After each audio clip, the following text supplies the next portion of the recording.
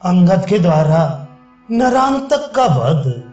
तदनंतर वायु के समान तीव्र वेग वाले घोड़े पर सवार हो हाथ में तीखी शक्ति लिए नरांतक वानरों की भयंकर सेना में उसी तरह घुसा जैसे कोई मत्स्य महासागर में प्रवेश कर रहा हो।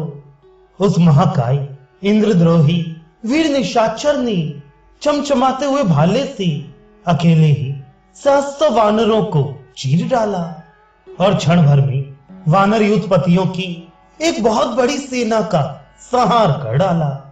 घोड़े की पीठ पर बैठे हुए उस महामनस्वी वीर को विद्याधरों और महर्षियों ने वानरों की सेना में विचरते देखा। वे जिस मार्ग से निकल जाता वही धराशायी हुए पर्वताकार वानरों से ढका दिखाई देता था और वहां रक्त एवं मांस की कीच जमच जाती थी। वानरों के प्रधान भी जब तक पराक्रम करने का विचार करते तब तक ही नरांतक इन सबको लांघ कर भाले की मार से घायल कर देता था। जैसे दावानल सूखे जंगलों को जलाता है उसी प्रकार प्रज्वलित प्रास लिए नरांतक युद्ध के मुहाने पर वानर सेनाओं को दग्ध करने लगा। वानर लोग जब तक वृक्ष और पर्वत शिखरों को उखाड़ते तब तक ही उसके भाले की चोट खाकर वज्र के मारे हुए पर्वत की भांति ढह जाती थी। जैसे वर्षा काल में प्रचंड वायु सब और वृक्षों को तोड़ती उखाड़ती हुई विचरती है उसी प्रकार बलवान नरांतक रणभूमि में वानरों को रौंदता हुआ संपूर्ण दिशाओं में विचरने लगा। वानर भी भय के मारे ना तो भाग पाते थे ना खड़े रह पाते थे और ना उनसे दूसरी ही कोई चेष्टा करते बनती थी। पराक्रमी नरांतक उछलते हुए पड़े हुए और जाते हुए सभी वानरों पर भालों की चोट कर देता था। उसका भाला अपनी प्रभा से सूर्य के समान उद्दीप्त हो रहा था और यमराज के समान भयंकर जान पड़ता था। इस एक ही भाले की मार से घायल होकर झुंड के झुंड वानर धरती पर सो गए। वज्र के आघात को भी मात करने वाले उस प्रास के दारुण प्रहार को वानर नहीं सह सके। वे जोर जोर से चीत्कार करने लगे। वहां गिरते हुए वानर वीरों के रूप उन पर्वतों के समान दिखाई देते थे जो वज्र के आघात से शिखरों के विदीर्ण हो जाने से धराशायी हो रहे थे। पहले कुंभकर्ण ने जिन्हें रणभूमि में गिरा दिया था वे महामनस्वी श्रेष्ठ वानर उस समय स्वस्थ हो सुग्रीव की सेवा में उपस्थित हुए। सुग्रीव ने जब सब ओर दृष्टिपात किया तब देखा कि वानरों की सेना नरांतक से भयभीत होकर इधर उधर भाग रही है। सेना को भागती देख उन्होंने नरांतक पर भी दृष्टि डाली जो घोड़े की पीठ पर बैठकर हाथ में भाला लिए आ रहा था। उसे देखकर महातेजस्वी वानरराज सुग्रीव ने इंद्रतुल्य पराक्रमी वीर कुमार अंगद से कहा, बेटा वह जो घोड़े पर बैठा हुआ वानर सेना में हलचल मचा रहा है उस वीर राक्षस का सामना करने के लिए जाओ और उसके प्राणों का शीघ्र ही अंत कर दो। स्वामी की यह आज्ञा सुनकर पराक्रमी अंगद उस समय मेघों की घटा के समान प्रतीत होने वाली वानर सेना से उसी तरह निकले जैसे सूर्य देव बादलों के ओट से प्रकट हो रहे हों। वानरों में श्रेष्ठ अंगद शैल समूह के समान विशालकाय थी।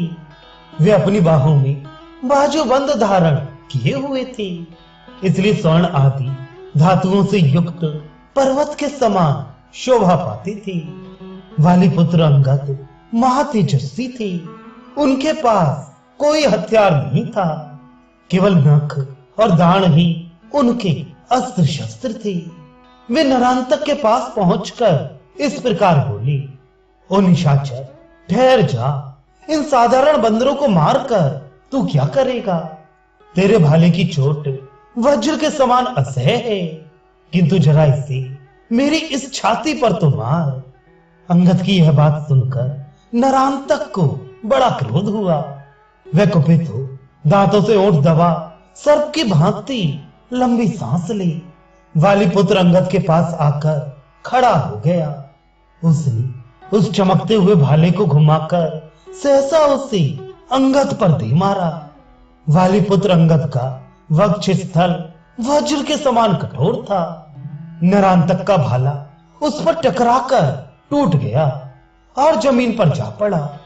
उस भाले को गरुड़ के द्वारा खंडित किए गए सर्प के शरीर की भांति टूक टूक होकर पड़ा दे।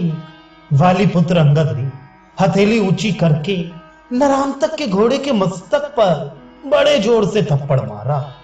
उस प्रहार से घोड़े का सिर फट गया, पैर नीचे को धंस गए, आंखें फूट गईं और जीभ बाहर निकल आई। वह पर्वताकार अश्व प्राणहीन होकर पृथ्वी पर गिर पड़ा। घोड़े को मरकर पृथ्वी पर पड़ा देख नरांतक के क्रोध की सीमा न रही। उस महाप्रभावशाली निशाचर ने युद्ध स्थल में मुक्का तानकर वाली कुमार के मस्तक पर दे मारा। मुक्के की मार से अंगद का सिर फूट गया। उससे वेग पूर्वक गरम गरम रक्त की धारा बहने लगी। उनके माथे में बड़ी जलन हुई। वे मूर्छित हो गए और थोड़ी देर में जब होश हुआ तब उस राक्षस की शक्ति देखकर आश्चर्यचकित हो उठे। फिर अंगद ने पर्वत शिखर के समान अपना मुक्का ताना जिसका वेग मृत्यु के समान था। फिर उन महात्मा वाली कुमार ने उससे नरांतक की छाती में प्रहार किया। मुक्के के आघात से नरांतक का हृदय विदीर्ण हो गया। वह मुंह से आग की ज्वाला सी उगलने लगा। उसके सारे अंग लहूलुहान हो गए और वह वज्र के मारे हुए पर्वत की भांति पृथ्वी पर गिर पड़ा।